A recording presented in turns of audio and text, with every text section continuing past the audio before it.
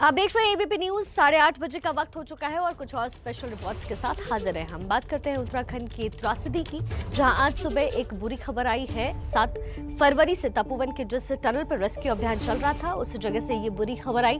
Tapovan tunnel से 2 और शव निकाले गए हैं आज।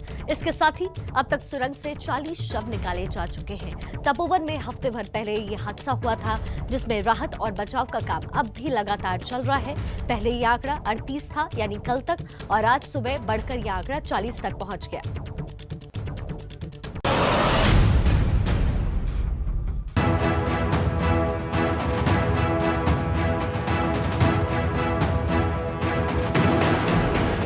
यह है तपोवन परियोजना का पूरा इलाका। कई सुरंग, बैराज से होते हुए पानी पावर हाउस तक पहुंचता है। इस परियोजना के जरिए 520 मेगावाट बिजली का निर्माण होना था, लेकिन उत्तराखंड हादसे से इस परियोजना को बड़ा झटका लगा। आखिरकार कैसे बनती है बिजली, कैसा दिखता है पावर हाउस, टीवी पर पहली बार आपको दिखाएगा एबीपी न्यूज के आखिरकार जो तपोवन विष्णुगढ़ बिजली परियोजना है उसका पावर हाउस किस तरह का दिखता है। एनटीपीसी तपोवन में कैसे होने वाला था बिजली का निर्माण, इसे जानने के लिए एबीपी न्यूज संवाददाता रक्षित पावर हाउस की तरफ बढ़े। इस वक्त हम पावर हाउस की जो मेन एक्सेस टनल है उसके अंदर आ पहुंचे हैं और ये एक्सक्लूसिव तस्वीरें आप एबीपी न्यूज़ पर देख रहे हैं। पहली बार टीवी पर कोई main access tunnel power house की उसमें दाखिल हो रहा है। और मुख्य टनल से होते हुए रक्षित उस जगह पर पहुंचे जहां से पूरा प्रोजेक्ट को कंट्रोल किया जाता है। पावर हाउस में इस वक्त हम मौजूद हैं और पावर हाउस के उस सेक्शन में मौजूद हैं जहां पर अंतिम दौर में जब बिजली बनती है तो यहीं से नेशनल ग्रिड में सप्लाई होती है। और इस जगह को कहा जाता है जीआईएस यानी कि गैस इंसुलेटेड स्विच गियर। तो ये पूरा स्विच गियर सिस्टम है और यहाँ पर आप देख सकते हैं कि तमाम जो मशीनें हैं वो यहाँ पर इंस्टॉल कर दी गई हैं और काम जो है वो बहुत तेज़ी के साथ यहाँ पर चल रहा था पावर हाउस में। और कुल मिलाकर इसको इस तरीके से समझ सकते हैं कि 12 किलोमीटर लंबी जो सुरंग आती है वो यहाँ पर इस जगह पर पावर हाउस पर पहुँचती है। टरबाइन के ऊपर पानी पड़ता है, टरबाइन घूमती है, बिजली बनती है और जब बिजली बनती है तो यहाँ से कंट्रोल होती है जीआईएस से।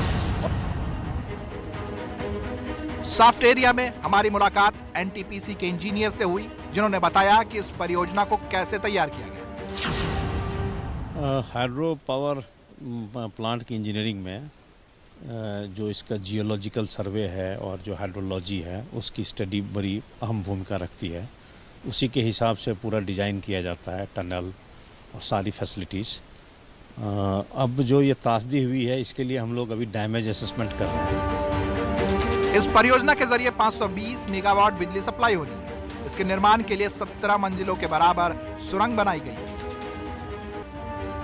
अब हमारे मन में सवाल था कि अगर बिजली पावर हाउस से सप्लाई होती है तो बनती कहां। रक्षित उस जगह भी पहुंचे जहां पानी से बिजली बनाई जानी है। सर, जब पानी यहाँ से इस मशीन में एंटर करेगा, इस मशीन को क्या कहते हैं और इसके बाद में आगे का प्रोसेस कैसे रहेगा? जैसे आपने देखा ना, टनल से पानी प्रेशर शाफ्ट के थ्रू होते हुए इस मेन इनलेट वाल्व में आएगा और फिर मेन इनलेट वाल्व से टरबाइन में जाएगा। टरबाइन के रनर्स के थ्रू होते हुए जब जनरेशन होगा वो पानी फिर फर्दर जो है टेललेस टनल के थ्रू नदी में जाके मिल जाए।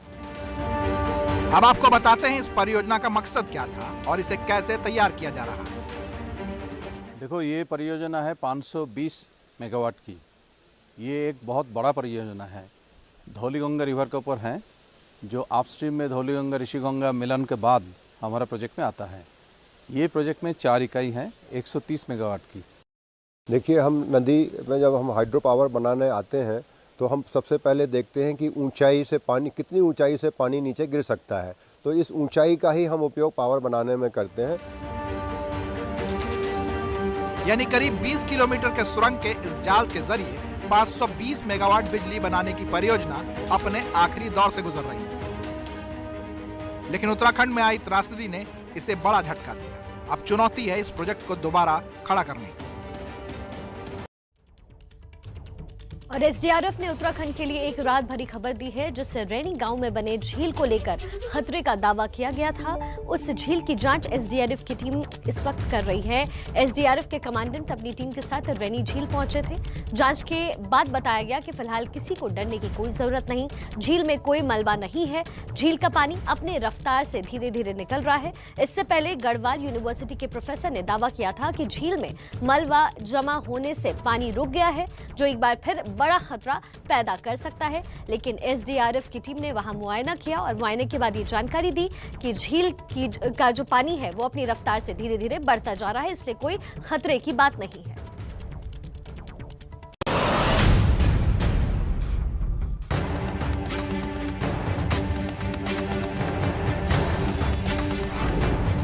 फिर बाल बाल बचा उत्तराखंड।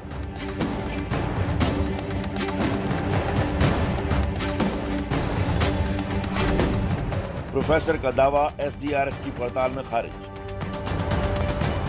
उत्तराखंड के चमोली जिले में रैनी गांव के ऊपर बने झील में खतरे को भांपते ये है एसडीआरएफ के जवान। ये इस बात का पता लगा रहे हैं कि अभी झील का पानी कितना है। जमा पानी कहीं मलबे की वजह से रुका तो नहीं है, क्योंकि इसी रैनी गांव के पास तपोवन में बने बैराज में ग्लेशियर पिघलने से तबाही आई थी। इस तबाही में कई लोगों की जान चली गई थी। पानी जमा होने से झील बन गई थी।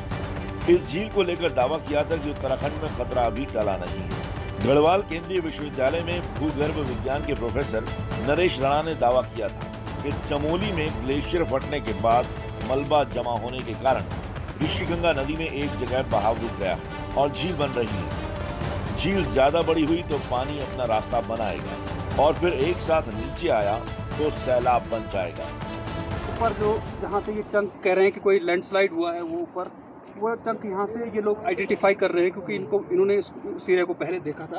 लेकिन जो महत्वपूर्ण बात मैं अभी कहना चाहता हूँ और जो बहुत सीरियस बात है वो ये है कि जो ये फ्लड आया था, उस फ्लड ने यहाँ पे एक टेम्परेरी डैमिंग की थी और उस टेम्परेरी डैमिंग की वजह से जो ये ऋषिगंगा है, जो मेन स्ट्रीम है, वो ऋषिगंगा अभी मुझे दिख रही है कि वो ऋषिगंगा अभी पूरी तरह से ब्लॉक है। इस दावे के बाद एसडीआरएफ के कमांडेंट नवनीत भुल्लर पैदल ही टीम के साथ रैनी झील के पास पहुंचे, झील की जांच पड़ताल की। इसके बाद जो खबर दी वो राहत भरी थी। ये लेक है, जो लेक फॉर्मेशन हुआ है, ये सामने ये लेक दिख रही है, जो सामने की विड्थ है लगभग 50 मीटर नजर आ रही है। जो झील बनी है उसमें से डिस्चार्ज हो रहा है।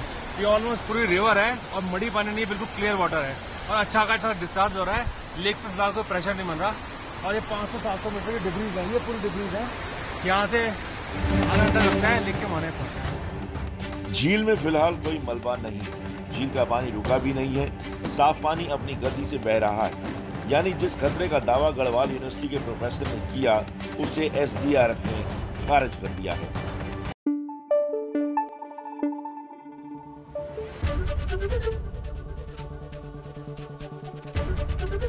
एबीपी न्यूज आपको रखे आगे।